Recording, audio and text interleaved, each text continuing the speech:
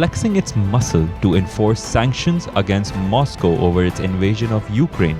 US President Joe Biden's administration added 5 companies in China to a trade blacklist for allegedly supporting Russia's military and defense industrial base.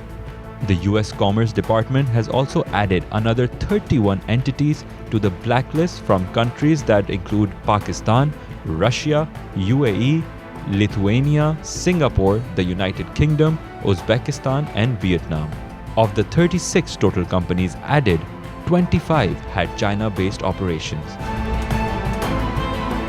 The Lahore High Court says it would look at the Punjab Chief Minister election and see if the Supreme Court's interpretation on Article 63A could apply in the present circumstances, as it resumed hearing the pleas of PTI, PMLQ and Punjab Assembly Speaker Chaudhry Pervez Elahi against Hamza Shehbaz's elevation to the role. Hamza was elected as the Punjab CM on April 16th during a provincial assembly session that was marred by violence.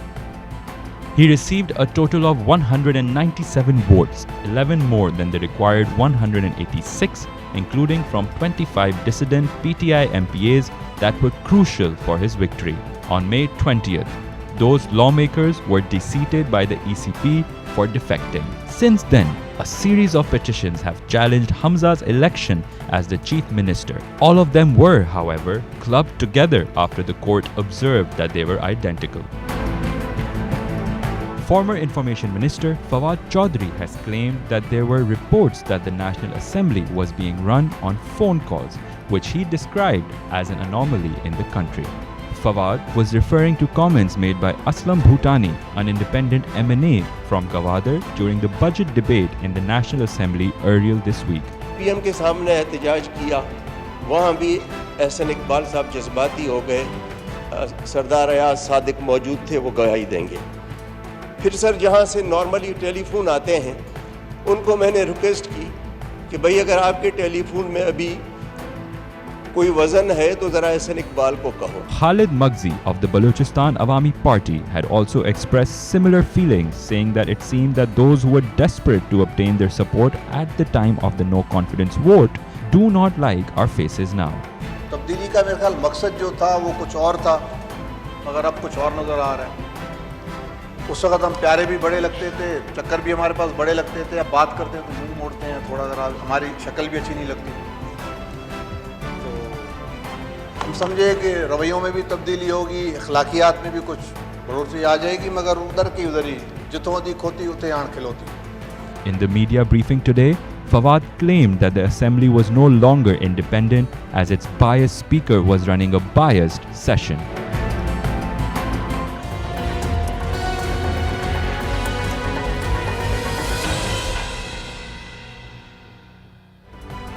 The National Assembly has approved the passage of the Finance Bill 2022, commonly known as the Federal Budget, with the majority vote after taking it up clause by clause. The passage of the budget for the fiscal year 2022 to 2023 brings the government one step closer to the revival of the stalled International Monetary Fund program. Finance Minister Miftah Ismail had presented the budget on June 10th with an outlay of Rs 9.5 trillion. The government had avoided taking unpopular tax measures for fear of political backlash. However, the government slowly had to roll back several relief measures after the IMF asked Islamabad to take practical measures to stabilize the economy. The National Assembly also approved amendments for collecting sales tax from traders through electricity bills and imposing a 5% tax on the services of IT and software consultants. The US dollar was seen losing ground against the rupee in interbank trading as it fell by more than 1 rupee, with analysts linking the development to optimism surrounding the expected release of loan tranches by the International Monetary Fund. The greenback depreciated 0.85% against the previous day's close of 206 rupees 87 paisa to close at 205 rupees 12 paisa.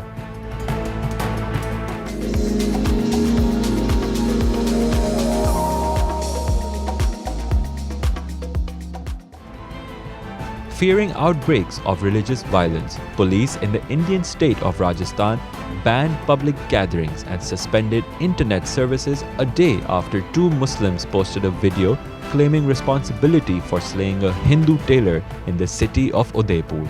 Two suspects were being interrogated by federal investigators while state police were on guard against any unrest in the northwestern state.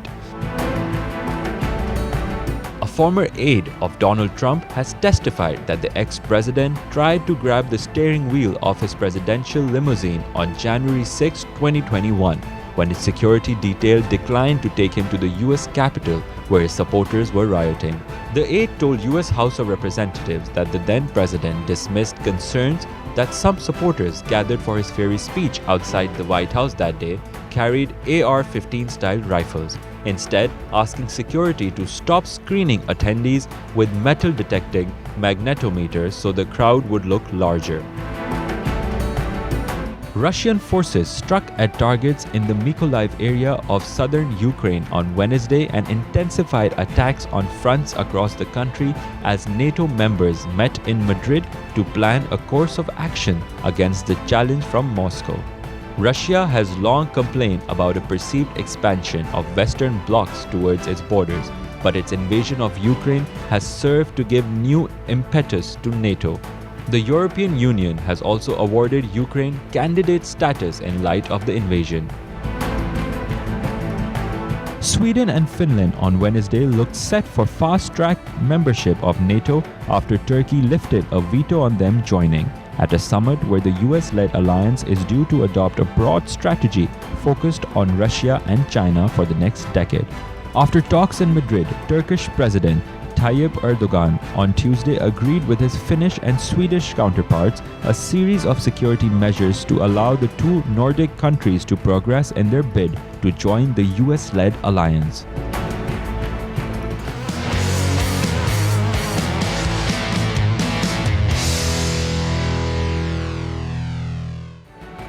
Pakistan Test opener Abdullah Shafiq feels honoured to be compared with Indian legend Rahul Dravid by his captain Babar Azam.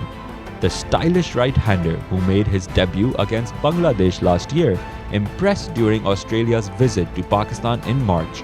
He scored a century in the first test and a crucial 96-run second innings knock to rescue Pakistan in the second test in Karachi before an 81-run innings in Lahore.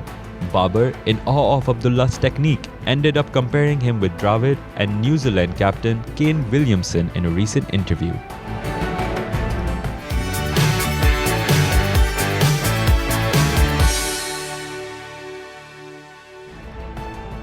After a long defamation trial, the outcome of which favored Johnny Depp more than Amber Heard, it was reported that the Pirates of the Caribbean actor would be returning to the franchise, but his team was quick to shut the rumors down. On 27 June, a report surfaced claiming the actor was working on a $301 million deal to continue the legacy of Captain Jack Sparrow. Shortly after, a representative for the actor put a halt to the excitement building up in Depp fans and told NBC News that this is made up.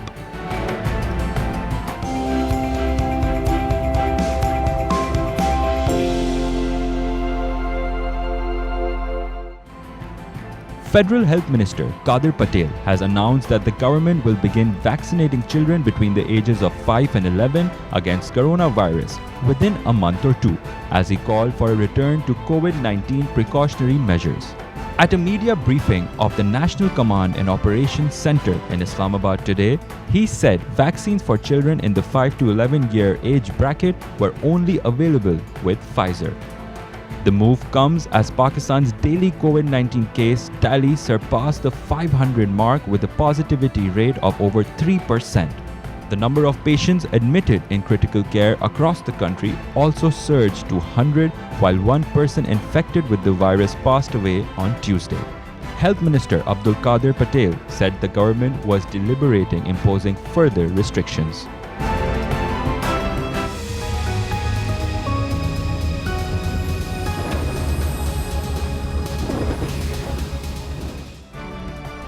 Heavy rainfall to likely hit most parts of Pakistan. Moist currents from Arabian Sea and Bay of Bengal are likely to enter in upper parts of the country from today, which may intensify and expand to southern parts of the country by the end of this week. The Met Department forecasts rain and windstorms for across Khyber Pakhtunkhwa, Punjab, Islamabad, Kashmir, and Gilgit-Baltistan, while isolated heavy rainfalls are expected in parts of Sindh and Balochistan, including Karachi, Hyderabad, Quetta, and Sibbi from 1st of July to the 5th of July. The Met Department has warned that the monsoon rains will likely generate flash floods and urban flooding.